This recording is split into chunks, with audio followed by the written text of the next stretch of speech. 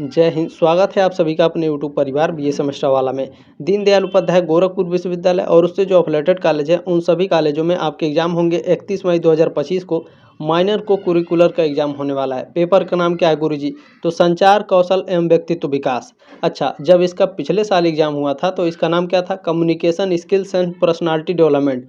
अच्छा, दोनों एक ही नाम है। Communication skill and personality development का यदि आप ट्रांसलेट करेंगे तो हिंदी होगा संचार कौशल एवं व्यक्तित्व विकास। ठीक है, ये हिंदी में लिखा हुआ है तो चिंता नहीं करना है, सेम पेपर है। अच्छा, दूसरा क्या है गुरुजी? तो कम्युनिकेशन एंड इंटरपर्सनल स्किल और जो communication skill and personality development है, ये दोनों आपका सेम ही है। सेम क्वेश्चन आपके एग्जाम में आते हैं, इसी से रिलेटेड होते हैं सारे क्वेश्चन। ठीक है, तो ये दोनों बच्चे इस क्लास को अटेंड करिएगा जिनका संचार कौशल एवं व्यक्तित्व विकास है यानी communication skill and personality development, और जिनका कम्युनिकेशन एंड इंटरपर्सनल स्किल है वो भी इस क्लास को अटेंड करेंगे। अच्छा, संचार कौशल एवं व्यक्तित्व विकास का पेपर कोड है AE2HINSV। देखिए HIN लिखा हुआ है, इसका मतलब हिंदी है। ठीक है, अच्छा AE2PSY। ठीक है, अच्छा कम्युनिकेशन एंड इंटरपर्सनल स्किल का ये पेपर कोड है। ये दोनों पेपर कोड हो गए पिछले साल का। अच्छा, इसमें 2 वर्षों का क्वेश्चन पेपर नहीं है, 3 वर्षों का क्वेश्चन पेपर है टोटल। ठीक है, तो क्लास को लास्ट तक जरूर देखिएगा, सारे मोस्ट इंपॉर्टेंट क्वेश्चन है और इसी से रिलेटेड देखिएगा आपके एग्जाम में सारे क्वेश्चन आने वाले हैं। तो ये क्वेश्चन बहुत ही महत्वपूर्ण होंगे आपके एग्जाम के लिए। लास्ट तक सारे क्वेश्चन जरूर अटेंड करना आपको। ठीक है, चलिए बिना देरी के क्लास को स्टार्ट करते हैं। चलिए स्टार्ट करते हैं। इसमें पहला क्वेश्चन देखते हैं, आपका पूछा गया है निम्नलिखित में से किस मनोवैज्ञानिक ने सभी व्यक्तित्वों को, व्यक्तित्व माने पर्सनालिटी का, ठीक है, पर्सनालिटीज़ का अंतर्मुखी और बहिर्मुखी में विभाजित किया है। अंतर्मुखी माने होता है इंट्रोवर्ट्स और बहिर्मुखी माने होता है एक्सट्रोवर्ट। ठीक है, अच्छा ये जो communication skill and personality development आपका पेपर है, ठीक है, कम्युनिकेशन एंड इंटरपर्सनल स्किल है या फिर संचार कौशल एवं व्यक्तित्व विकास कहिए, इसके जो क्वेश्चन होते हैं थोड़ा सा समझ में नहीं आते हैं। इंग्लिश और हिंदी में समझ के चलेंगे तभी आपको पेपर समझ में आएगा और एग्जाम में भी आपको इसी तरह से हल करना है। केवल हिंदी पढ़ के ये कहिए आप सॉल्व कर लेंगे तो बहुत ही मुश्किल है बाबू। ठीक है, हिंदी और इंग्लिश दोनों पढ़ते आप लोग चलिएगा। ठीक है, तो निम्नलिखित में से किस मनोवैज्ञानिक ने सभी व्यक्तित्व यानी सभी पर्सनालिटी को अंतर्मुखी यानी इंट्रोवर्ट्स और बहिर्मुखी यानी एक्सट्रोवर्ट में विभाजित किया है? तो ये कार्ल जूंग एक वैज्ञानिक थे, इन्होंने पर्सनालिटी को अंतर्मुखी और बहिर्मुखी में विभाजित किया है। ठीक है, बी ऑप्शन आपका राइट है क्वेश्चन नंबर पहले का। क्लियर हो गया? चलिए नेक्स्ट क्वेश्चन देखेंगे और मैं कोशिश करूंगा एकदम आसान भाषा में समझाने के लिए। ठीक है, देखें अभिवृत्ति कितने तत्वों से मिलकर बनी है? अभिवृत्ति को इंग्लिश में कहते हैं एटीट्यूड। ठीक है, तो एटीट्यूड कितने तत्वों से मिलकर बना होता है? एटीट्यूड आपका 3 तत्वों से मिलकर बना होता है। अभिवृत्ति 3 तत्वों से मिलकर बना होता है। बी ऑप्शन आपका करेक्ट है। चले नेक्स्ट क्वेश्चन देखेंगे, तीसरा नंबर क्वेश्चन है। अच्छा एक चीज़ मैं आपको बता दूं, प्लीज़ देखें एग्जाम के बाद आप लोगों से रिक्वेस्ट है, आप लोग इस नंबर पर अपना व्हाट्सअप, ये मेरा व्हाट्सअप नंबर है, क्वेश्चन पेपर जरूर सेंड कर दीजिएगा ताकि मैं आंसर की आप लोगों के लिए प्रोवाइड करा सकूं। ठीक है, चले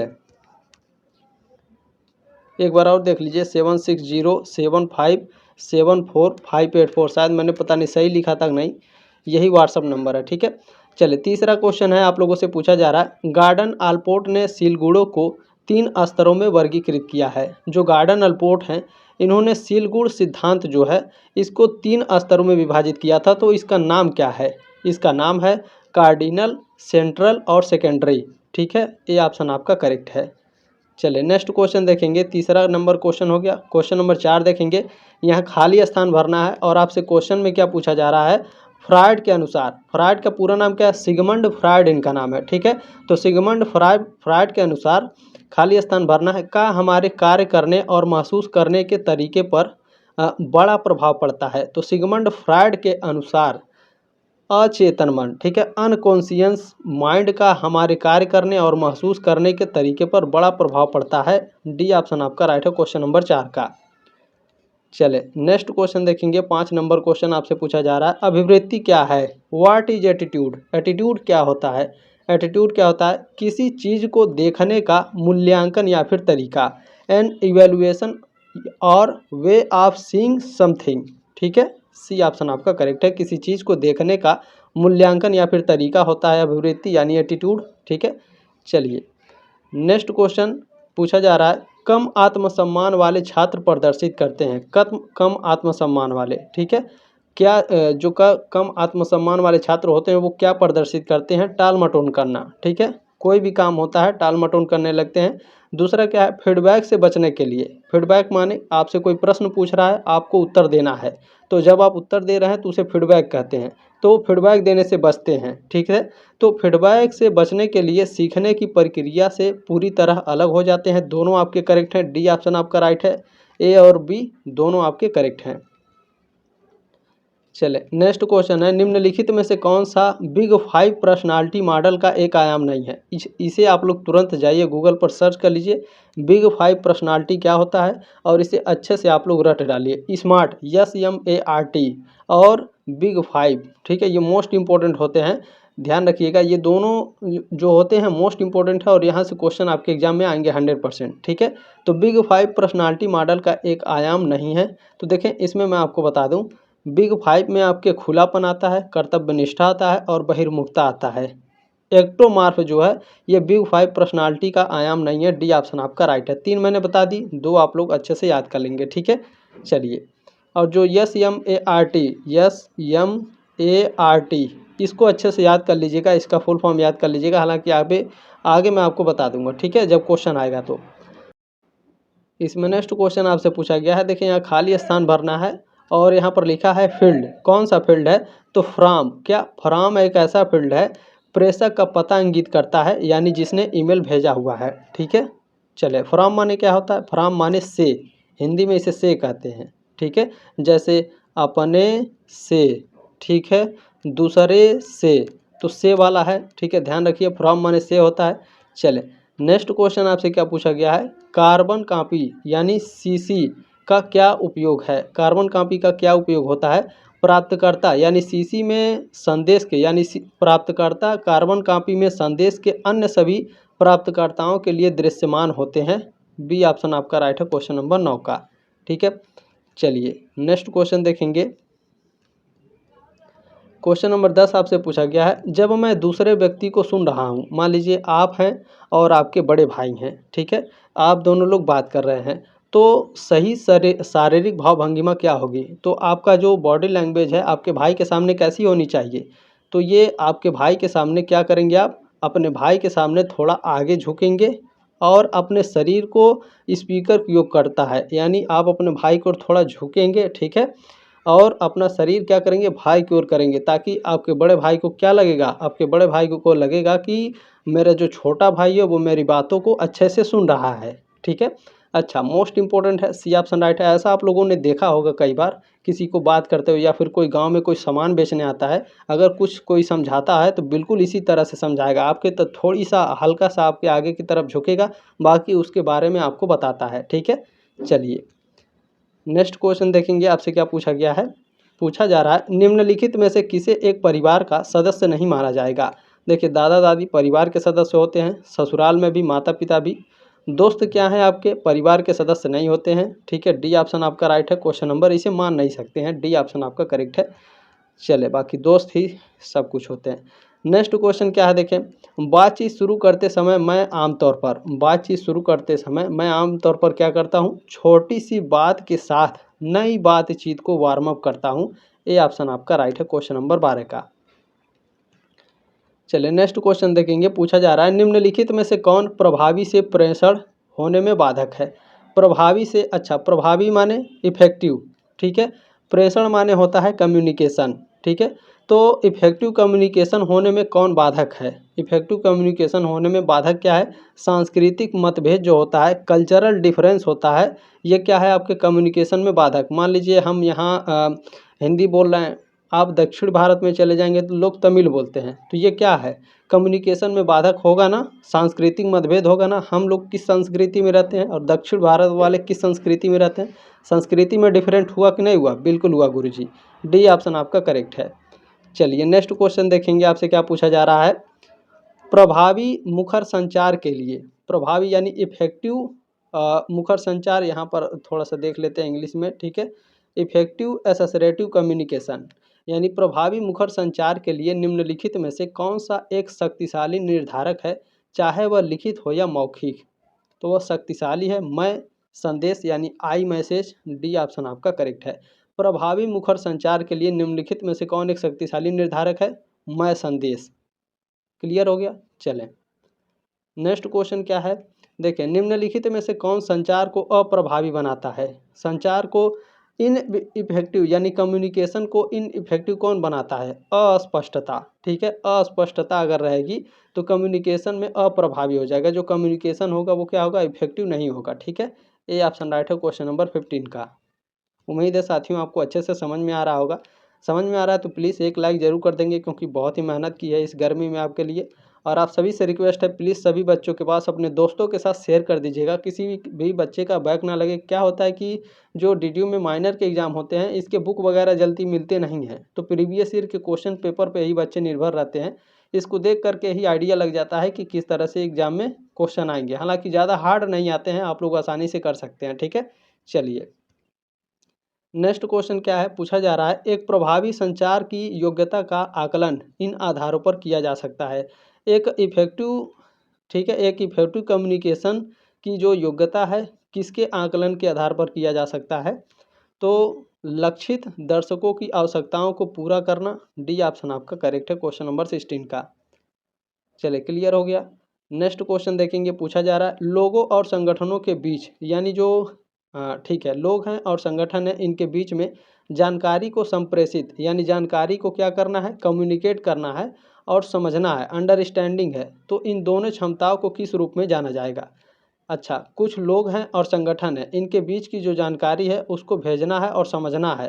तो भेजना और समझना को क्षमता को क्या कहा जाएगा? इसकी क्षमता को संचार कहा जाएगा, कम्युनिकेशन कहा जाएगा। ठीक है, सी ऑप्शन आपका करेक्ट है। एक बार फिर से देख लेंगे, लोगों और संगठनों के बीच जानकारी को प्रेषित करने और समझने की क्षमता को कम्युनिकेशन यानी संचार कहा जाता है। सी ऑप्शन आपका करेक्ट है। मैं दोनों तरीके से समझाऊंगा, देखिए क्लास में थोड़ा समय लगेगा लेकिन आपको काफ़ी अच्छे से समझ में आ जाएगा। ठीक है, निम्नलिखित में से कौन संदेश भेजने का वैध तरीका है? ठीक है, संदेश भेजने का वैलिड तरीका क्या है? मैसेज भेजने का वैलिड तरीका क्या है? वैलिड तरीका होता है email, skyping, video conferencing, blog, fax, त्वरित संदेश, टेस्टिंग और सोशल नेटवर्किंग। ये सभी आपके क्या है? ये सभी वैलिड मैसेज भेजने के वैध तरीके हैं यानी लीगल तरीके हैं। ठीक है, डी ऑप्शन आपका राइट है। नेक्स्ट क्वेश्चन है संदेश प्रसारित करने वाले व्यक्ति को यानी जो मैसेज है, मैसेज भेजने वाले व्यक्ति को क्या कहा जाता है? मैसेज भेजने वाले व्यक्ति को बाबू क्या कहा जाएगा? प्रेषक, सेंडर यानी भेजने वाला। ठीक है, बी ऑप्शन आपका करेक्ट है। चलिए नेक्स्ट क्वेश्चन देखेंगे, 20 नंबर आपसे पूछा गया है आमतौर पर संचार यानी आमतौर पर जो कम्युनिकेशन है, ठीक है, यह पारस्परिक होता है जिसमें सूचना या संदेश एक व्यक्ति से दूसरे व्यक्ति में स्थानांतरित किया जाता है। ठीक है, बी ऑप्शन आपका करेक्ट है। इंटरपर्सनल इसे कहते हैं। ठीक है, इंटरपर्सनल वाले आप लोग देख रहे हैं ना, आप लोगों के ये क्वेश्चन रिलेटेड हैं, ध्यान रखिएगा इन सभी चीज़ों को। नेक्स्ट क्वेश्चन देखेंगे, आपसे क्या पूछा गया है, हम में से अधिकांश लोग बोलते समय शब्दों के अलावा, तो शब्दों के अलावा भाव भंगिमा और बॉडी लैंग्वेज का उपयोग करके बातचीत करते हैं। बी ऑप्शन आपका राइट है, ग्रेजर एंड बॉडी लैंग्वेज। ठीक है, चलिए नेक्स्ट क्वेश्चन देखेंगे, क्वेश्चन नंबर 22 है नेटवर्क जिसमें संगठन के सदस्य किसी के भी साथ संवाद कर सकते हैं उन्हें किस रूप में जाना जाता है? तो नेटवर्क जिसमें संगठन के सभी सदस्य किसी भी साथ संवाद कर सकते, किसी के साथ भी संवाद कर सकते हैं। मान लीजिए एक नेटवर्क है, उसमें एक संगठन है और उस संगठन के सभी लोग किसी के साथ भी बातचीत कर सकते हैं, तो उसे क्या कहा जाएगा? तो उसे कहा जाता है विकेंद्रीकृत नेटवर्क। ठीक है, डिसेंट्रलाइज्ड नेटवर्क। ठीक है, बी ऑप्शन आपका राइट है 22 का। चलिए नेक्स्ट क्वेश्चन देखेंगे, 23 नंबर क्वेश्चन पूछा गया है भाव प्रदर्शन अशाब्दिक चेहरे और शरीर की गति होती है जिन्हें उपयोग किया जाता है। किसमें उपयोग किया जाता है? व्यक्तिगत जरूरतों को पूरा करने में और भावना व्यक्त करने में। सी ऑप्शन आपका राइट है, दोनों आपके करेक्ट हैं। चलिए नेक्स्ट क्वेश्चन आपसे पूछा गया है गतिशील अशाब्दिक संचार। अशाब्दिक संचार माने होता है नॉन वर्बल कम्युनिकेशन। ठीक है, गतिशील यानी आप लोग जानते हैं गतिशील क्या होता है, मोशन एक तरीके से समझ सकते हैं। ठीक है, dynamite refer to element of non verbal communication that are during interaction. गतिशील अशाब्दिक संचार के तत्वों को संदर्भित करता है जो बातचीत के दौरान परिवर्तन योग्य होता है। ठीक है, चेंजेबल होता है। ए ऑप्शन आपका राइट है। नेक्स्ट क्वेश्चन है 25 नंबर, हैप्टिक्स विशिष्ट अशाब्दिक व्यवहारों यानी नॉन वर्बल बिहेवियर है, ठीक है। हैप्टिक्स विशिष्ट अशाब्दिक व्यवहारों के अध्ययन को संदर्भित करता है जिसमें शामिल है, क्या शामिल है बताइए। बिल्कुल, इसमें आपका स्पर्श शामिल होता है, टच, ठीक है। बी ऑप्शन आपका राइट है। हैप्टिक्स विशिष्ट अशाब्दिक व्यवहारों के अध्ययन को संदर्भित करता है जिसमें शामिल है स्पर्श। अशाब्दिक व्यवहार क्या होगा, टचेबल होगा, ठीक है ना। चले नेक्स्ट क्वेश्चन क्या है, सीभी अनुभवात्मक सीभी क्या है बताइए। अनुभवात्मक सीभी क्या होता है, सीभी में कार्य अनुभव का विवरण होता है। ए ऑप्शन आपका राइट है 26 का। चलिए नेक्स्ट क्वेश्चन है 27, जाजोन्स 1968 के अनुसार अभिवृत्ति कैसे बनते हैं, ठीक है। एटीट्यूड कैसे बनते हैं जोजेंस के अनुसार 1968 के अनुसार बताइए। जो जाजोन्स 1968 के अनुसार 1968 के दौरान एटीट्यूड कैसे बनते हैं, तो जो एटीट्यूड है मात्रा प्रदर्शन से बनते हैं, ठीक है। ए ऑप्शन आपका राइट है क्वेश्चन नंबर 27 का। नेक्स्ट क्वेश्चन, बीसीसी का पूर्ण रूप क्या है। बीसीसी का फुल फॉर्म क्या होता है, ब्लाइंड कार्बन कॉपी इसका पूर्ण रूप होता है। बी ऑप्शन आपका करेक्ट है। चलिए नेक्स्ट क्वेश्चन देखें, आत्मविश्वास निर्माण में शामिल है, ठीक है। Building self confidence include, self confidence के निर्माण में क्या शामिल होता है। सेल्फ कॉन्फिडेंस में जीवन में यथार्थवादी लक्ष्य निर्धारित करें अपने, हमेशा सकारात्मक सोचें, उन लोगों से बात करें जो आश्वस्त हों, ठीक है, कॉन्फिडेंट हो। आश्वस्त माने जिनके पास कॉन्फिडेंस हो, उनसे बात करें। डी ऑप्शन आपका राइट है 29 का। चलिए नेक्स्ट क्वेश्चन देखेंगे, 30 नंबर पूछा जा रहा है, स्कूल के घंटों के दौरान यानी स्कूल में घंटी के दौरान मीटिंग के दौरान सही सेल फोन रिंगर सेटिंग क्या है। कंपन यानी आप वाइब्रेट में रखें या फिर बंद कर दें। सी ऑप्शन आपका राइट है। चलिए नेक्स्ट क्वेश्चन है, पूछा जा रहा है आपसे, निम्नलिखित में से कौन सा एक डिजिटल नागरिकता का तत्व नहीं है। डिजिटल नागरिकता का तत्व नहीं है डिजिटल मार्केटिंग, बाकी डिजिटल एक्सेस, डिजिटल वाणिज्य और डिजिटल कानून, कॉमर्स, लॉ और एक्सेस, ये तीनों डिजिटल नागरिकता के तत्व हैं। मार्केटिंग नहीं है। बी ऑप्शन आपका राइट है 31 का। चलिए नेक्स्ट क्वेश्चन है, निम्नलिखित में से, ठीक है, निम्नलिखित में से कौन सा कारक व्यक्तित्व को प्रभावित करता है। कौन सा कारक पर्सनालिटी को प्रभावित करता है बताइए आप सभी लोग। देखें कौन सा कारक है, देखें आनुवंशिकता और शारीरिक विशेषताएं, ये आपके पर्सनालिटी को प्रभावित करता है। पारिवारिक वातावरण, आपके फैमिली का माहौल कैसा है, ये भी आपके कैरेक्टर पर, आपके व्यक्तित्व पर प्रभाव डालेगा, ठीक है। और इसमें देखा जाए सांस्कृतिक कारक, ठीक है, कल्चरल फैक्टर, आपके आसपास कैसा कल्चर है, आप किस कल्चर में रहते हैं, वो भी आपके पर्सनालिटी पर प्रभाव पड़ता है, आपके व्यक्तित्व पर प्रभाव पड़ता है, ठीक है। ये तीनों आपके राइट हैं। देखें इसमें जो प्रायोगिक कारक है ये किसी भी प्रकार का नहीं है, एक्सपेरिमेंटल फैक्टर्स नहीं होता है, ठीक है। बी ऑप्शन आपका राइट है इसमें। चलिए नेक्स्ट क्वेश्चन देखेंगे, 33 है, हम काम करने में विलम्ब क्यों करते हैं। क्योंकि हमारे पास कोई संसाधन नहीं होता है, ठीक है। मैं कहाँ से शुरू करूँ, ठीक है, ये भी समस्या होती है, हम कैसे शुरू करें। असफल होने का डर होता है, ठीक है, हम पास होंगे कि फेल होंगे ये भी डर लगा रहता है। डी ऑप्शन आपका राइट है। ये सभी हमें काम करने में विलम्ब करते हैं, ठीक है। चलें नेक्स्ट क्वेश्चन है, किसी व्यक्तित्व गुण में यानी किसी के पर्सनालिटी के गुण में उदासी या भावनात्मक अस्थिरता शामिल है। क्या शामिल है, तो इसमें मनोविक्षिप्तता शामिल है, ठीक है। सी ऑप्शन राइट है 34 का। क्लियर हो गया। चलिए नेक्स्ट क्वेश्चन देखेंगे, 35 नंबर पूछा गया है, किसी अजनबी को ईमेल करते समय, कोई अजनबी है अगर आप उसे ईमेल कर रहे हैं तो एक उपयुक्त अभिवादन होगा, आप उनके साथ अभिवादन कैसे करेंगे, डियर सर या फिर डियर मैडम, ठीक है। सी ऑप्शन आपका करेक्ट है। चलें नेक्स्ट क्वेश्चन देखेंगे, 36 नंबर पूछा गया, समय प्रबंधन कौशल में शामिल है। टाइम मैनेजमेंट कौशल में क्या शामिल होता है, आपको फ्लेक्सिबल होना पड़ेगा टाइम मैनेजमेंट में, ठीक है। सी ऑप्शन आपका राइट है। चलिए नेक्स्ट क्वेश्चन आपसे पूछा जा रहा है, ईमेल प्राप्त करने के लिए निम्नलिखित में से किस प्रोटोकॉल का उपयोग किया जाता है। POP3 का प्रोटोकॉल उपयोग किया जाता है 37 का। सी ऑप्शन आपका राइट है।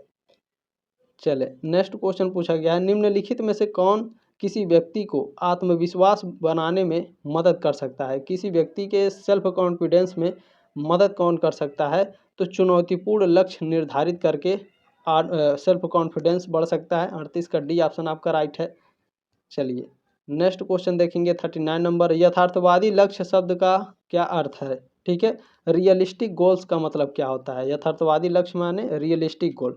रियलिस्टिक गोल शब्द का अर्थ क्या है? इसका अर्थ होता है, ठीक है, इसका अर्थ होता है लक्ष्य कठिन होना लेकिन फिर भी प्राप्त होना चाहिए। सी ऑप्शन आपका करेक्ट है।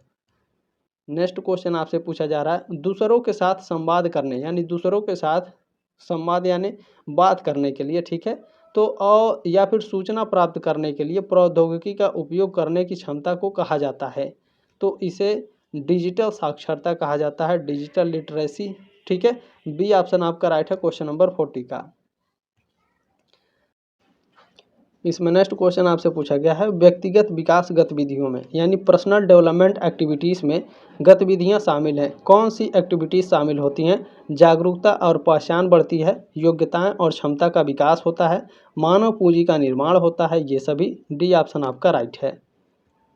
चले नेक्स्ट क्वेश्चन आपसे क्या पूछा गया है? कथन है मैं अपनी गलती के लिए क्षमा चाहता हूँ दृष्टिकोण घटन का एक उदाहरण है। किस घटन का ये उदाहरण है? तो व्यवहार परक घटन का उदाहरण है, बिहेवियरल का। फर्स्ट ऑप्शन आपका इसमें करेक्ट है। चलिए नेक्स्ट क्वेश्चन है 43 नंबर। विश्वास, मत, ज्ञान, संवेग, भाव, इरादा निम्न के घटक हैं। Belief, opinion, knowledge, emotions, feeling, intention, ये सब किसके घटक हैं? ये सब मनोवृत्ति के घटक हैं, एटीट्यूड के घटक हैं, ठीक है। चलें सी ऑप्शन आपका करेक्ट है 43 का। नेक्स्ट क्वेश्चन पूछा गया लक्ष्य निर्धारण के 5 मूल सिद्धांत है। लक्ष्य निर्धारण के 5 मूल सिद्धांत कौन से होते हैं बताइए आप सभी लोग। बिल्कुल, स्पष्टता, चुनौती, प्रतिबद्धता, प्रतिक्रिया, कार्य जटिलता, ठीक है, clarity, challenging, commitment, feedback, task complexity. First option आपका राइट है। चले नेक्स्ट क्वेश्चन देखेंगे। पूछा जा रहा है आपसे निम्नलिखित में से मन की कौन सी संरचना आनंद सिद्धांत के अनुसार निर्देशित होती है? तो इसमें अगर देखा जाए जो आपका इदम है आईडी, ठीक है, ये क्या है? ये एक ऐसी संरचना है इदम संरचना संरचना आनंद सिद्धांत के अनुसार निर्देशित होती थी। जो इदम है इदम संरचना आनंद सिद्धांत के अनुसार निर्देशित होती है। ये ऑप्शन आपका राइट है। चलें नेक्स्ट क्वेश्चन है समय प्रबंधन रणनीतियों में शामिल है। टाइम मैनेजमेंट के रणनीतियों में क्या शामिल होता है? इसमें निगरानी और योजना, ठीक है, और लक्ष्य निर्धारण, ये दोनों आपके शामिल होते हैं टाइम मैनेजमेंट में, ठीक है। डी ऑप्शन आपका करेक्ट है क्वेश्चन नंबर 46 का। चलिए नेक्स्ट क्वेश्चन देखेंगे 47 नंबर। आत्मविश्वास एक सेल्फ कॉन्फिडेंस क्या है? सेल्फ कॉन्फिडेंस किसका माप है? सेल्फ कॉन्फिडेंस जो है सील गुड का माप है, ठीक है। ये ऑप्शन आपका राइट है। देखिए गूगल पर सर्च करेंगे तो आपको अच्छा इस क्वेश्चन में बहुत ही गलती दे दिया है, एग्जाम में ये टाइपिंग गलत हो गया। देखिए यूजलेस माने क्या होता है? बेकार होता है। तो ये यहाँ पर सी ऑप्शन में दिया है इंग्लिश में और हिंदी में डी ऑप्शन में दिया है, ठीक है। अच्छा यूजफुल माने क्या होता है? उपयोगी। देखें इंग्लिश वाले में डी ऑप्शन में दिया है, हिंदी वाले में सी ऑप्शन में दिया है। अब बताइए इंग्लिश वाले बच्चे अगर मान लीजिए अगर यहाँ पर सही ऑप्शन आपका डी होता, गूगल पर सर्च करेंगे तो डी दिखाएगा, ठीक है। यहाँ हालांकि डी ऑप्शन आपका गलत है, ठीक है, यूजफुल दिखाएगा। तो मान लीजिए इंग्लिश वाले बच्चे डी लगा दिए और हिंदी वाले बच्चे सी लगा दिए। OMR शीट पर आपका क्या होता है? चेक एक ही बार होता है, गलत हो जाता है, ठीक है। तो ये सारी चीज़ें हैं, थोड़ी थोड़ी ध्यान में रखेंगे। बल्कि यहाँ पर राइट आंसर है सील गुड आपका, ठीक है। चलिए नेक्स्ट क्वेश्चन क्या है? निम्नलिखित में से किसे आत्मसम्मान के प्रमुख तत्वों में शामिल नहीं किया जा सकता है? तो देखें जो आपका आत्मविश्वास है, सुरक्षा की भावना है, अपनेपन की भावना है, ठीक है, ये तीनों आपके आत्मसम्मान के प्रमुख तत्वों में शामिल कर सकते हैं। आत्मविकलांगता, सेल्फ हैंडकैपिंग, ठीक है, ये आपके आत्मसम्मान में प्रमुखता के तत्वों में शामिल नहीं किया जा सकता है। 48 का सी ऑप्शन आपका राइट है। नेक्स्ट क्वेश्चन है इलियट और मैकग्रेगर 2001 ध के बोध से पहले लक्ष्यों को निम्नलिखित 3 श्रेणियों में क्या है वर्गीकृत किया गया है सिवाय किसके? तो प्रदर्शन परिहार लक्ष्य के अलावा नहीं। इसमें देखें सी ऑप्शन आपका करेक्ट है। इलियट और मैकग्रेगर 2001 ध के शोध से पहले लक्ष्यों को निम्नलिखित 3 श्रेणियों में वर्गीकृत किया था सिवाय किसके अलावा? परिहार, ठीक है, परिहार लक्ष्य के अलावा। ये तीनों किए थे बल्कि इसको नहीं किए थे, ठीक है, अवॉइडेंस गोल को नहीं किए थे। सी ऑप्शन राइट है 49 का। चलिए नेक्स्ट क्वेश्चन क्या है, आत्मसम्मान का अर्थ है। आत्मसम्मान का अर्थ होता है किसी व्यक्ति का अपने बारे में मूल्य निर्णय, ठीक है। Value judgement of a personal about himself, ये ऑप्शन आपका राइट है क्वेश्चन नंबर 50 का। यहाँ एक क्वेश्चन पेपर आपका खत्म हो गया, दूसरा क्वेश्चन पेपर चलिए देखते हैं। चलिए इसमें पहला क्वेश्चन देखते हैं हमारा क्या पूछा गया है आप सभी से। चलिए यहाँ पर थोड़ा दिक्कत हो गया है, देख लेते हैं हम लोग। चलें यहाँ पहला क्वेश्चन देखिए, आप लोगों से पूछा जा रहा है निम्नलिखित में से क्या व्यक्तित्व के यानी पर्सनालिटी के सैद्धांतिक सत्य के लिए सत्य नहीं है। क्या सत्य नहीं है, तो अस्थाई आपका सत्य नहीं है, बाकी ये तीनों आपके सत्य हैं। मनोदैहिक तंत्र, गतिक संगठन और अद्वितीय, ठीक है। सी ऑप्शन आपका राइट है। चलिए नेक्स्ट क्वेश्चन देखेंगे, दूसरा नंबर, निम्नलिखित में से कौन व्यक्तित्व के यानी पर्सनालिटी के सीलगुण सिद्धांत से संबंधित हैं। कैटेल आपके पर्सनालिटी के सीलगुण सिद्धांत से संबंधित हैं, ये ऑप्शन आपका राइट है। चलिए नेक्स्ट क्वेश्चन देखेंगे, तीसरा नंबर, शेल्डन ने व्यक्तित्व के यानी शेल्डन ने पर्सनालिटी के 3 प्रकार बताए हैं, ये हैं। शेल्डन ने पर्सनालिटी के 3 प्रकार बताए हैं और उसका नाम पूछ रहा है, तो उसका नाम है नाम है एंडोमार्फिक, मिसोमार्फिक और एक्टोमार्फिक, ठीक है। बी ऑप्शन आपका राइट है तीसरे का। चलिए नेक्स्ट क्वेश्चन देखेंगे, 4 नंबर क्वेश्चन है, क्रेस्मर द्वारा दिए गए व्यक्तित्व प्रकार यानी क्रेस्मर द्वारा दिए गए पर्सनालिटी का जो प्रकार है उसमें सम्मिलित नहीं है। कौन सा सम्मिलित नहीं है, देखें, एथलेटिक सम्मिलित है, एस्थेनिक सम्मिलित है और पिकनिक सम्मिलित है। एस्थेटिक आपका सम्मिलित नहीं है, ठीक है। चौथे का सी ऑप्शन आपका करेक्ट है। नेक्स्ट क्वेश्चन क्या है, निम्नलिखित में से कौन व्यक्तित्व का एक निर्धारक नहीं है। पर्सनालिटी का निर्धारक क्या नहीं है, देखिए पर्सनालिटी का निर्धारक होता है जैविक निर्धारक, सामाजिक निर्धारक और सांस्कृतिक निर्धारक। प्रायोगिक निर्धारक तो ये पर्सनालिटी का निर्धारक नहीं होता है, ठीक है। एक्सपेरिमेंटल डिटर्मिनिज्म, ठीक है, डिटर्मिनेंट्स, ठीक है। बी ऑप्शन आपका करेक्ट है क्वेश्चन नंबर 5 का। नेक्स्ट क्वेश्चन देखेंगे, देखिए यहाँ पूछा गया है अभिवृत्ति है, एटीट्यूड क्या होता है बाबू, एटीट्यूड क्या होता है बताइए आप सभी लोग। देखें एटीट्यूड क्या होता है, किसी वस्तु या घटना के प्रति व्यक्ति की एक विशेष प्रकार की सोच, भाव एवं व्यवहार, ठीक है। उस वाले क्वेश्चन पेपर में भी आपसे पूछा गया था, तो ध्यान से देखेंगे तभी आपको अच्छे से समझ में आएगा, ठीक है ना। चलिए नेक्स्ट क्वेश्चन देखेंगे, अभिवृत्ति के 3 घटक हैं। एटीट्यूड के 3 घटक कौन कौन से होते हैं, एटीट्यूड के 3 घटक होते हैं भाव, संज्ञान एवं व्यवहार, ठीक है। अफेक्टिव, कॉग्निटिव एंड बिहेवियरल, ये ऑप्शन आपका राइट है क्वेश्चन नंबर 7 का। चलिए नेक्स्ट क्वेश्चन देखेंगे, क्वेश्चन नंबर 8 आपसे पूछा गया है, निम्नलिखित में से कौन सा कारक अभिवृत्ति यानी एटीट्यूड के निर्माण को प्रभावित करता है। एटीट्यूड के निर्माण को प्रभावित कौन करता है, परिवार, मित्र और अनुबंध, ये तीनों, ठीक है। डी ऑप्शन आपका राइट है उपरोक्त सभी। नेक्स्ट क्वेश्चन है 9 नंबर, क्रिया प्रसूत अनुबंध अभिवृत्ति, ठीक है। ऑपरेंट कंडीशनिंग अफेक्ट एटीट्यूड को प्रभावित करता है।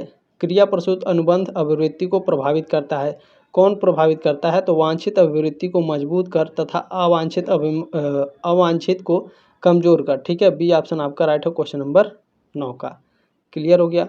चलिए नेक्स्ट क्वेश्चन देखेंगे, 10 नंबर पूछा गया है, निम्नलिखित में से क्या अभिवृत्ति निर्माण का एक तरीका नहीं है। एटीट्यूड निर्माण का तरीका कौन सा नहीं है, देखें, प्रत्यक्ष अनुभव, सामाजिक प्रभाव और औपचारिक शिक्षा, ये तीनों एटीट्यूड के निर्माण में सहायक हैं। निर्णय निर्माण, ठीक है, डिसीजन मेकिंग आपका एटीट्यूड के निर्माण में शामिल नहीं है, ये ऑप्शन आपका राइट है या फिर तरीका नहीं है। चलिए नेक्स्ट क्वेश्चन देखेंगे, 11 नंबर क्वेश्चन पूछा गया है, निम्नलिखित में से क्या आत्मसम्मान को यानी सेल्फ, ठीक है, दिया हुआ है आपका सेल्फ स्टीम, तो आत्मसम्मान को परिभाषित नहीं करता है। कौन, दूसरों हमारे बारे में, जो दूसरे हैं हमारे बारे में क्या सोचते हैं, इसकी समझ। बी ऑप्शन आपका राइट है। नेक्स्ट क्वेश्चन पूछा गया, उच्च आत्मसम्मान की एक मुख्य परिणति है। उच्च आत्मसम्मान की एक मुख्य परिणति क्या है, पात्रता एवं सुरक्षता का भाव। डी ऑप्शन आपका राइट है। चलिए नेक्स्ट क्वेश्चन है 13 नंबर आपसे पूछा गया है, which one of the following is not of sign in low self esteem. कम आत्मसम्मान का कौन सा लक्षण नहीं है, कम आत्मसम्मान का लक्षण नहीं है निश्चयात्मकता, ठीक है। एसर्टिवनेस आपका कम आत्मसम्मान वाले का लक्षण नहीं है। बाकी अति सामान्यीकरण, मानसिक निस्पंदन और ऋणात्मक निष्कर्षों पर कूदना, ये सभी क्या है, कम आत्मलक्षण वाले लक्षण है, ठीक है। निश्चयात्मकता नहीं है, सी ऑप्शन आपका करेक्ट है। ऋणात्मक निष्कर्षों पर कूदना, ठीक है। चलें, नेक्स्ट क्वेश्चन क्या है, पूछा गया है आत्मविश्वास का अर्थ है, ठीक है। सेल्फ कॉन्फिडेंस का मतलब क्या होता है, अपने तथा अपनी योग्यता पर विश्वास करना। बी ऑप्शन आपका राइट है क्वेश्चन नंबर 14 का। नेक्स्ट क्वेश्चन क्या है, आत्मविश्वास बढ़ाने का एक तरीका है, सेल्फ कॉन्फिडेंस बढ़ाने का तरीका क्या होता है, आत्म स्वीकृति का अभ्यास करें, ठीक है। प्रैक्टिस सेल्फ एक्सेप्टेंस, ठीक है। डी ऑप्शन आपका राइट है क्वेश्चन नंबर 15 का। चलिए, नेक्स्ट क्वेश्चन क्या है, लक्ष्य निर्धारण सहायक होता है। लक्ष्य निर्धारण किसमें सहायक होता है, नए व्यवहारों को प्रेरित करने में, ध्यान केंद्रित करने तथा आत्म प्रवीणता को बढ़ावा देने में। दोनों आपके करेक्ट हैं, सी ऑप्शन आपका राइट है। चलिए, नेक्स्ट क्वेश्चन देखेंगे, 17 नंबर क्वेश्चन है, लक्ष्य निर्धारण का एक महत्वपूर्ण उद्देश्य है। लक्ष्य निर्धारण का महत्वपूर्ण उद्देश्य होता है मोटिवेशन एंड विजन, ठीक है। अभिप्रेरणा और विजन जो है ये लक्ष्य निर्धारण का एक महत्वपूर्ण उद्देश्य होता है। ए ऑप्शन आपका राइट है। चलिए, स्मार्ट आ गया, मैंने कहा था स्मार्ट आप लोगों को मैं बता दूंगा। Yes Yama A R T में यम का अर्थ है, पूछेगा yes Yama A R T में टी का मतलब क्या है, यस का मतलब क्या है, ए का मतलब क्या होता है, तो आप लोग जान लीजिए, ठीक है। स्मार्ट में जो एम अक्षर है इसका अर्थ होता है मेजरेबल, ठीक है। बी ऑप्शन आपका राइट है। अच्छा, स्मार्ट में जो एस है वो इसका मतलब क्या है, स्पेसिफिक, ठीक है। और जो यम है इसका मतलब है मेजरेबल, ठीक है। और जो ए है इसका मतलब क्या है, अचीवेबल, ठीक है। और आर का मतलब क्या हुआ, रिलेवेंट। और टी का मतलब क्या हो गया, टाइम बाउंड। अच्छा, आप लोग सर्च करके गूगल पर अच्छे से पढ़ लीजिएगा इसको, ठीक है। स्क्रीनशॉट लेके रख लीजिएगा। क्वेश्चन नंबर 19 आपसे पूछा जा रहा है, निम्नलिखित में से किसे समय बर्बाद करने वाला यानी टाइम वेस्टर नहीं माना गया है। सोशल मीडिया क्या है, टाइम वेस्टर है। बहुकार्यण, मल्टीटास्किंग, आपका ये भी टाइम वेस्टर है। योजना बनाकर यदि आप काम करते हैं तो आपका टाइम वेस्ट नहीं होगा, ठीक है। सी ऑप्शन आपका करेक्ट है। चले, नेक्स्ट क्वेश्चन है 20 नंबर, समय प्रबंधन के 3 पी हैं, वेरी वेरी मोस्ट इंपॉर्टेंट है। 3 पी है कि आपसे एग्जाम में कई बार पूछ चुका है। प्लानिंग यानी योजना, ठीक है। दूसरा नंबर है क्या है आपका, प्राथमिकता निर्धारण, ठीक है। प्रायोरिटाइजिंग, ठीक है। और तीसरा क्या है आपका, परफॉर्मिंग यानी निष्पादन, ठीक है। ये ऑप्शन आपका करेक्ट है क्वेश्चन नंबर 20 का। चलिए, नेक्स्ट क्वेश्चन देखेंगे 21 नंबर, पूछा गया है, वह व्यक्ति जो सूचना का प्रसारण करता है कहलाता है। तो जो व्यक्ति मैसेज को भेजता है वह क्या कहलाता है, बताइए, सेंडर कहलाएगा, ठीक है। प्रेषक, डी ऑप्शन आपका राइट है 21 का। नेक्स्ट क्वेश्चन क्या है, अच्छे संचार का आवश्यक घटक नहीं है। अच्छे संचार का आवश्यक घटक क्या क्या होता है, तो संक्षिप्त, सुसंगत और पूर्ण, ये अच्छे संचार के, अच्छे कम्युनिकेशन के घटक हैं। प्रतिलिपि यानी जो कॉपी है ये अच्छे कम्युनिकेशन का घटक नहीं है। बी ऑप्शन आपका राइट है। नेक्स्ट क्वेश्चन है, संचार की बाधाओं को दूर किया जा सकता है, कैसे दूर किया जा सकता है, श्रवण, सक्रिय श्रवण, एक्टिव लिसनिंग से कम्युनिकेशन के जितने भी बाधाएं हैं उसको दूर किया जा सकता है, ठीक है। ये ऑप्शन आपका राइट है। नेक्स्ट क्वेश्चन देखेंगे 24 नंबर, निम्नलिखित में से कौन अवाचिक संप्रेषण का घटक नहीं है। अवाचिक संप्रेषण माने होता है नॉन वर्बल कम्युनिकेशन, ठीक है। तो नॉन वर्बल कम्युनिकेशन का कौन सा घटक नहीं है, तो देखें, भाव भंगिमा यानी ग्रेजर, पोस्चर यानी शरीर की मुद्रा, आई कांटेक्ट यानी नेत्र संपर्क, ये क्या है, ये सब आपके नॉन वर्बल कम्युनिकेशन है, ठीक है। प्रति मिनट बोले गए शब्दों की आवृत्ति, ये अवाचिक संप्रेषण का घटक नहीं है, यानी नॉन वर्बल कम्युनिकेशन का घटक नहीं है, ठीक है। चलिए, नेक्स्ट क्वेश्चन है 25 नंबर, पूछा जा रहा है आपसे, श्रोता की आंखों में देखना बताता है कि वक्ता है कैसा है, यानी श्रोता माने सुनने वाला, ठीक है। तो सुनने वाले आंखों में देखना, यहाँ पर देखें, looking into the eyes of the audience show the speaker, ठीक है। श्रोता की आंखों में देखना बताता है कि जो बोलने वाला है वो कैसा है, आत्मविश्वासी है, ठीक है। सी ऑप्शन आपका करेक्ट है। नेक्स्ट क्वेश्चन आपसे पूछा गया है, परावाचिक संचार का अर्थ वह सूचनाएं हैं जो प्रेषित होती हैं, वह आवाज़ के स्वर, उतराव चढ़ाव तथा गति, पेसिंग द्वारा। बी ऑप्शन आपका राइट है। नेक्स्ट क्वेश्चन देखेंगे 27 नंबर, निम्नलिखित में से कौन संचार का घटक नहीं है, कम्युनिकेशन का घटक कौन सा नहीं है, वाचिक सूचना, वर्बल मैसेज, परावर्बल मैसेज और नॉन वर्बल मैसेज, ये तीनों आपके कम्युनिकेशन के घटक हैं, ठीक है। प्रतिपूर्ति यानी जो फीडबैक है ये आपके संचार का घटक नहीं है, ठीक है, ये संचार के बाद, कम्युनिकेशन के बाद का घटक है। डी ऑप्शन आपका राइट है। चलिए नेक्स्ट क्वेश्चन आपसे पूछा गया है, खाली स्थान आपको यहाँ भरना है। खाली स्थान में भरना है सक्रिय श्रवण यानी एक्टिव लिसनिंग, दूसरों की बात सुनने, और अनुक्रिया यानी अनुक्रिया अंडरस्टैंडिंग करने का एक तरीका है जो आपसी समझ को बढ़ाता है। अनुक्रिया यानी रिस्पॉन्डिंग, ठीक है, दूसरों की बात सुनने और अनुक्रिया यानी रिस्पॉन्डिंग करने का एक ऐसा तरीका है जो आपसी समझ को बढ़ाता है, एक्टिव लिसनिंग, ठीक है, ये ऑप्शन आपका करेक्ट है। नेक्स्ट क्वेश्चन है, सक्रिय श्रवण 3R पर आधारित है। सक्रिय श्रवण 3R पर आधारित है और उसके नाम क्या है? Repeat, reflect, respond. C option आपका राइट है, ठीक है, क्लियर हो गया। चलिए नेक्स्ट क्वेश्चन है, 30 नंबर आपसे पूछा जा रहा है, किसी परिस्थिति में दूसरे के दृष्टिकोण से यह समझ सकने की क्षमता कि वह व्यक्ति कैसा अनुभव कर रहा है कहलाती है, क्या कहलाती है? परानुभूति कहलाती है। बी ऑप्शन आपका करेक्ट है। चलिए नेक्स्ट क्वेश्चन पूछा गया है, अंतर व्यक्तित्व संबंध सामाजिक साहचर्य है, क्या है? तो दो लोगों के मध्य है, समूहों के मध्य होता है और परिवारों के बीच में होता है। डी ऑप्शन आपका राइट है। चलिए नेक्स्ट क्वेश्चन है 32 नंबर, अंतर्वैयक्तिक संबंधों की एक पूर्ववर्ती दशा है, क्या है? तो सन्निकटता होता है, प्रॉक्सिमिटी। सी ऑप्शन आपका राइट है। नेक्स्ट क्वेश्चन है, देखिए पूछा जा रहा है, संबंध महत्वपूर्ण होते हैं क्योंकि वो व्यक्ति की बहुत सी आवश्यकताओं को पूर्ण करते हैं सिवाय, अच्छा, संबंध महत्वपूर्ण होते हैं क्योंकि व्यक्ति की बहुत सारी आवश्यकताओं को पूरा करते हैं सिवाय इन चारों में से एक को छोड़ करके। तो सामाजिक विनिमय, ठीक है, नहीं सॉरी, इसमें जो आपका शक्ति की आवश्यकता है इसको छोड़ करके ये तीनों आपके क्या हैं? ये तीनों व्यक्ति की बहुत सी आवश्यकताओं को पूरा करते हैं, जैसे संबंधन की आवश्यकता, नीड टू बिलोंग, ठीक है, सोशल एक्सचेंज, सामाजिक विनिमय, प्रेम पाने की आवश्यकता, नीड टू फील लव, ये तीनों आपके क्या हैं? व्यक्ति की आवश्यकता पूरा करते हैं। नीड ऑफ पावर, ठीक है, ये आपका इससे संबंध मतलब इस चीज़ से बहुत ही अलग है, कम्युनिकेशन से, ठीक है ना। ये ऑप्शन आपका करेक्ट है, क्वेश्चन नंबर 33 का, नीड ऑफ पावर, शक्ति की आवश्यकता। चलिए नेक्स्ट क्वेश्चन क्या है, देखिए आप गूगल पर सर्च करेंगे तो हो सकता है इसमें आपका सोशल एक्सचेंज दिखाए, वो गलत आंसर है, ठीक है। चलिए नेक्स्ट क्वेश्चन क्या है, अंतर्व्यक्तित्व संबंधों यानी इंटरपर्सनल रिलेशन, ठीक है, इंटरपर्सनल रिलेशन संबंधों को सुधारने के तरीकों में सम्मिलित है, क्या सम्मिलित होता है? खुलापन, सीमा रेखा का निर्धारण और सक्रिय श्रवण, ये तीनों। डी ऑप्शन आपका करेक्ट है। नेक्स्ट क्वेश्चन है, अंतर्वैयक्तिक संबंध सहायक होते हैं, इंटरपर्सनल रिलेशंस किस में सहायक होते हैं? तो हृदय रोग का खतरा कम करने में। बी ऑप्शन आपका राइट है, क्वेश्चन नंबर 35 का, ठीक है, बी ऑप्शन आपका करेक्ट हो गया। चलें नेक्स्ट क्वेश्चन देखेंगे 36 नंबर, यहाँ खाली स्थान भरना है और पूछ रहा है आचरण या प्रक्रिया का इलेक्ट्रॉनिक मानक है कौन?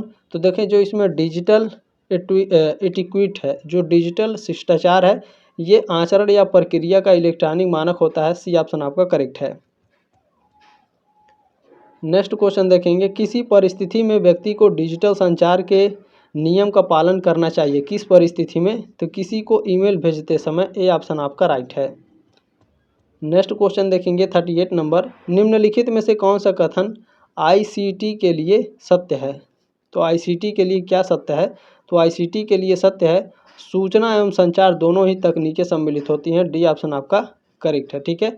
इसमें देखेंगे, देखें इसमें केवल संचार तकनीक सम्मिलित है, इसमें केवल सूचना तकनीक सम्मिलित है, या फिर सूचना या संचार कोई भी तकनीक सम्मिलित नहीं है, तो आपके दोनों सम्मिलित हैं, सूचना और संचार दोनों, ठीक है। डी ऑप्शन आपका करेक्ट है, क्लियर हो गया। नेक्स्ट क्वेश्चन देखेंगे, आपसे पूछा जा रहा है सीपीयू के दो मुख्य घटक हैं, सीपीयू के दो मुख्य घटक होते हैं नियंत्रक इकाई यानी कंट्रोल यूनिट और एलएलयू, ठीक है, कंट्रोल यूनिट और अर्थमेटिक लॉजिक यूनिट, दो घटक होते हैं सीपीयू के।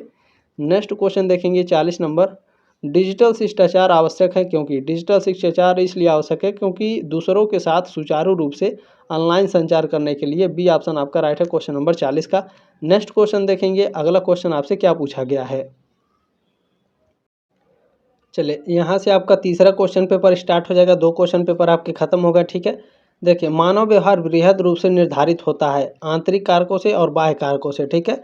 इंटरनल फैक्टर और इन्वायरमेंटल फैक्टर, इन दोनों कारकों से मानव का जो व्यवहार है, जो बिहेवियर है, ह्यूमन बिहेवियर, ये दोनों आपके निर्धारित होते हैं। सी ऑप्शन करेक्ट है और बी दोनों राइट हैं।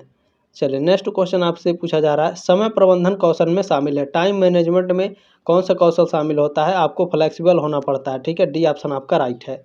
नेक्स्ट क्वेश्चन आपसे पूछा गया है, व्यक्तित्व लैटिन शब्द पर्सोना से आया है जिसका अर्थ है, तो पर्सनालिटी, व्यक्तित्व यानी पर्सनालिटी, तो पर्सनालिटी शब्द पर्सोना से आया है जिसका अर्थ क्या होता है? जिसका अर्थ होता है मुखौटा। सी ऑप्शन आपका राइट है यानी मास्क।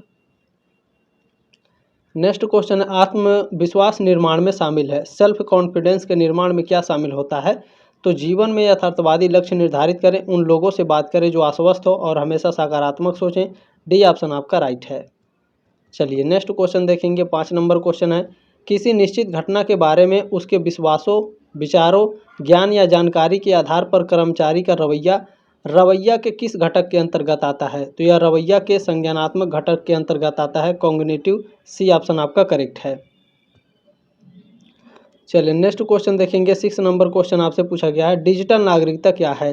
डिजिटल नागरिकता क्या होती है? यह वह पहचान है जिसे कोई व्यक्ति ऑनलाइन व्यक्त करता है, एक ऑनलाइन प्लेटफॉर्म में सदस्यता। ये दोनों आपके राइट हैं। सी ऑप्शन आपका करेक्ट है। इसमें नेक्स्ट क्वेश्चन है 7 नंबर, संचार के साधन यानी कम्युनिकेशन के साधन के रूप में ईमेल में, तो ईमेल में प्राप्त करना और भेजना दोनों की विशेषताएं होती हैं। डी ऑप्शन आपका राइट है, रिसीविंग एंड सेंडिंग दोनों विशेषताएं होती हैं। नेक्स्ट क्वेश्चन देखेंगे 8 नंबर, लक्ष्यों के संदर्भ में संक्षिप्त शब्द स्मार्ट का क्या अर्थ है? देखिए यहाँ स्मार्ट का यहाँ फुल फॉर्म पूछा गया है। स्मार्ट का फुल फॉर्म क्या होता है? स्मार्ट का फुल फॉर्म होता है specific, measurable, achievable, result, focused, time bound, ठीक है। यानी विशिष्ट, मापने योग्य, प्राप्त करने योग्य, परिणाम केंद्रित और समयबद्ध। डी ऑप्शन आपका करेक्ट है, ठीक है। चलिए यहाँ पर यही है ना, SMART, ठीक है।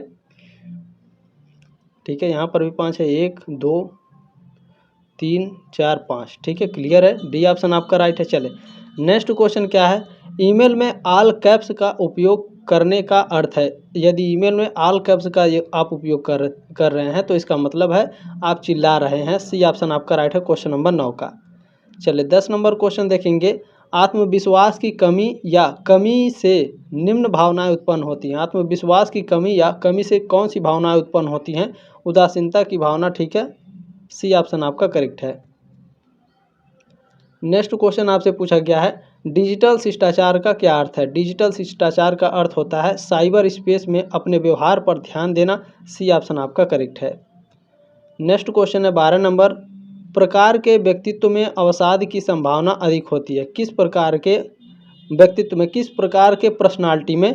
तो ध्यान रखेंगे टाइप डी प्रकार के पर्सनालिटी में अवसाद की संभावना अधिक होती है, ठीक है। अवसाद यहाँ पर personality is more prone to depression, ठीक है। अवसाद माने डिप्रेशन होता है, तो टाइप डी के प्रकार में जो पर्सनालिटी है इसमें डिप्रेशन की संभावना अधिक होती है, ठीक है। डी ऑप्शन आपका करेक्ट है। क्लियर हो गया। चलिए नेक्स्ट क्वेश्चन आपसे पूछा गया, सफलता पाने के लिए लक्ष्य महत्वपूर्ण है। एक लक्ष्य क्या है? तो एक लक्ष्य क्या है? कुछ आप हासिल करना चाहते हैं। ए ऑप्शन आपका करेक्ट है। नेक्स्ट क्वेश्चन देखेंगे, आपसे पूछा जा रहा है, दूसरों के साथ संवाद करने या दूसरों के साथ बात करने या फिर कम्युनिकेट करने या सूचना प्राप्त करने के लिए प्रौद्योगिकी का उपयोग करने की क्षमता को कहा जाता है। क्या कहा जाता है? डिजिटल साक्षरता कहा जाता है, ठीक है। बी ऑप्शन आपका राइट है, क्वेश्चन नंबर 14 का, ठीक है। चले नेक्स्ट क्वेश्चन देखेंगे, क्वेश्चन नंबर 15 है, हम काम करने में विलंब क्यों करते हैं? पर्याप्त संसाधन, असफल होने का डर है, मैं कहाँ से शुरू करूँ? ये सभी। डी ऑप्शन आपका राइट है। नेक्स्ट क्वेश्चन देखेंगे, आपसे पूछा जा रहा है, मुख्य नकारात्मक प्रकार आंखों के संपर्क से बचाव संचार की यानी कम्युनिकेशन की शारीरिक भाषा में शामिल है। ए ऑप्शन आपका राइट है। नेक्स्ट क्वेश्चन है, अपने दिन की सकारात्मक शुरुआत करने का सबसे अच्छा तरीका क्या है? तो सबसे अच्छा तरीका है अपने दिन की शुरुआत करने के लिए अपनी अब तक की सभी उपलब्धियों के बारे में अच्छा महसूस करें। सी ऑप्शन आपका करेक्ट है। नेक्स्ट क्वेश्चन है, क्वेश्चन नंबर 18 आपसे पूछा जा रहा है। देखें, ये छोटा कर देता हूँ मैं इसे थोड़ा, ठीक है। चलें, पूछा गया है, निम्नलिखित में से किसे आत्मसम्मान के प्रमुख तत्वों में शामिल नहीं किया जा सकता है? आत्मसम्मान के तत्वों में किसे शामिल नहीं किया जा सकता है? तो देखें, आत्मविश्वास है, आत्मधारणा भी शामिल है असुरक्षा की जो भावना है, ठीक है, इसे आप आत्मसम्मान के भावना में शामिल नहीं कर सकते हैं। सी ऑप्शन आपका राइट है क्वेश्चन नंबर 18 का, ठीक है। चलें, नेक्स्ट क्वेश्चन है, निम्न में से कौन सा अवंचित संचार का एक रूप नहीं है? अवंचित संचार यानी नॉन वर्बल कम्युनिकेशन का एक रूप नहीं है, कौन सा नहीं है? तो देखें, इसमें जो टेलीपैथी है, टेलीपैथी क्या है? ये नॉन वर्बल कम्युनिकेशन का एक रूप नहीं है, ठीक है। डी ऑप्शन आपका राइट है क्वेश्चन नंबर 19 का। बाकी देह भाषा यानी body language, tone of voice, आवाज़ के स्वर, फेशियल एक्सप्रेशन, चेहरे के भाव, ये तीनों क्या है? नॉन वर्बल कम्युनिकेशन है, ठीक है। चले, नेक्स्ट क्वेश्चन पूछा गया है, व्यक्तित्व के अनुवांशिकता संबंधी घटक डैश निर्धारक के अंतर्गत आते हैं? किसके निर्धारक के अंतर्गत आते हैं? जैविक निर्धारक के। ए ऑप्शन आपका राइट है, यानी पर्सनालिटी के अनुवांशिकता संबंधी घटक बायोलॉजिकल निर्धारक के अंतर्गत आते हैं।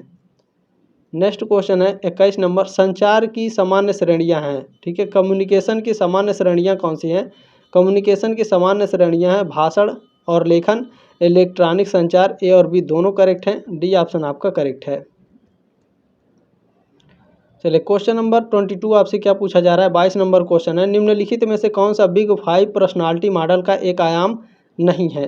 तो अच्छे से इसे याद कर लीजिएगा, ये बार बार पूछा जा रहा है। खुलापन, कर्तव्यनिष्ठा और बहिर्मुखता, ये तीनों आपके बिग 5 पर्सनालिटी के मॉडल हैं, एक्टोमॉर्फ नहीं है। सी ऑप्शन आपका राइट है।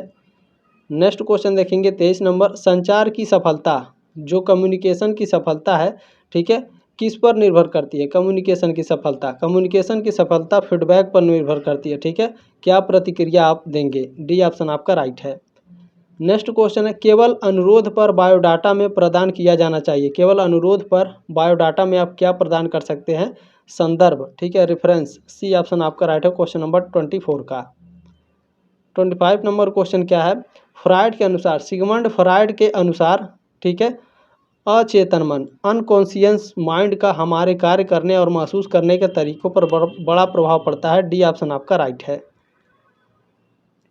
नेक्स्ट क्वेश्चन है, शोभा ने अपने लक्ष्य को प्राप्त करने के लिए एक समय सारणी तैयार की है। इस कौशल को इस रूप में जाना जाता है। तो इस कौशल को समय प्रबंधन के रूप में, टाइम मैनेजमेंट के रूप में जाना जाएगा। सी ऑप्शन आपका करेक्ट है।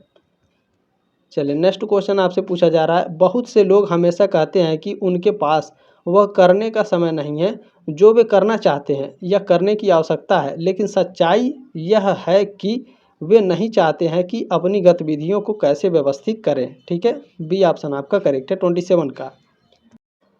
क्वेश्चन नंबर 28 आपसे पूछा गया है, प्रभावी संचार यानी इफेक्टिव कम्युनिकेशन द्वारा निम्नलिखित में से किस सिद्धांत का पालन किया जा रहा है? 7 CS का पालन किया जा रहा है। ए ऑप्शन आपका राइट है। चले, नेक्स्ट क्वेश्चन है 29 नंबर पूछा गया है, यहाँ खाली स्थान आपको भरना है। खाली स्थान में आपको लिखना है सफ़ेद धब्बा। सफ़ेद धब्बा आपके कैलेंडर में समय के अंतराल हैं जो आपके उत्पादन क्षमता को नष्ट करते हैं तथा आपको अपने लक्ष्य को प्राप्त करने से रोकते हैं। वाइट स्पॉट, डी ऑप्शन आपका करेक्ट है। नेक्स्ट क्वेश्चन देखेंगे, निम्नलिखित में से कौन सा कक्ष में संप्रेषित में सांस्कृतिक अवरोध है? कौन है? तो रूढ़िवादिता है। बी ऑप्शन आपका राइट है क्वेश्चन नंबर 30 का। नेक्स्ट क्वेश्चन है, उच्च आत्मसम्मान वाले लोग हैं। उच्च आत्मसम्मान वाले लोग कौन है? किसी मौजूदा रिश्ते के खत्म होने की संभावना कम रहती है, दीर्घकालिक यानी लॉन्ग टर्म तक स्थिर संबंध की शुरुआत करने की अधिक संभावना होती है। सी ऑप्शन आपका राइट है। चलिए, नेक्स्ट क्वेश्चन है, प्रभावी समय प्रबंधन में पहला कदम क्या है? ठीक है, इफेक्टिव टाइम मैनेजमेंट में पहला कदम क्या होता है? इफेक्टिव टाइम मैनेजमेंट में प्रत्येक कार्य के लिए समय सीमा निर्धारित करना है। सी ऑप्शन आपका राइट है 32 का। नेक्स्ट क्वेश्चन है, निम्नलिखित में से मन की कौन सी संरचना आनंद सिद्धांत के अनुसार निर्देशित होती है? ID, ठीक है, ईड। ए ऑप्शन आपका राइट है 33 का। क्लियर हो गया। ये भी क्वेश्चन आपके प्रीवियस ईयर में पूछे गए थे, कई सारे क्वेश्चन इसमें दोहराए गए हैं, ठीक है, आप लोग देख ही लिए होंगे।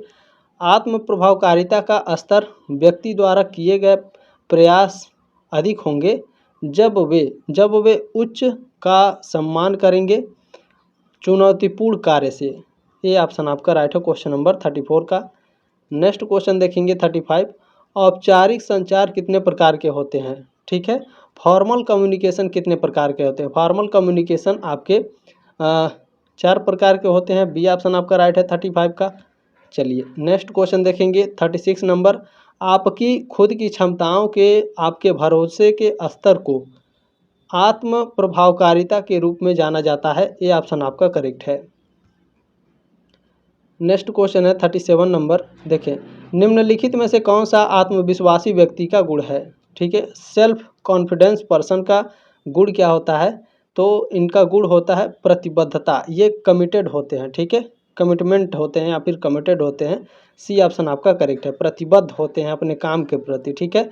नेक्स्ट क्वेश्चन है, निम्नलिखित में से कौन सा 3 मुख्य प्रकार के लक्ष्यों में से एक नहीं है? 3 प्रकार के लक्ष्य हैं, कौन कौन से ये 3 प्रकार के लक्ष्य हैं? प्रक्रिया लक्ष्य, प्रदर्शन लक्ष्य है, परिणाम लक्ष्य है, कार्यवाही लक्ष्य नहीं है। सी ऑप्शन आपका राइट है क्वेश्चन नंबर 38 का, एक्शन गोल नहीं है, ठीक है।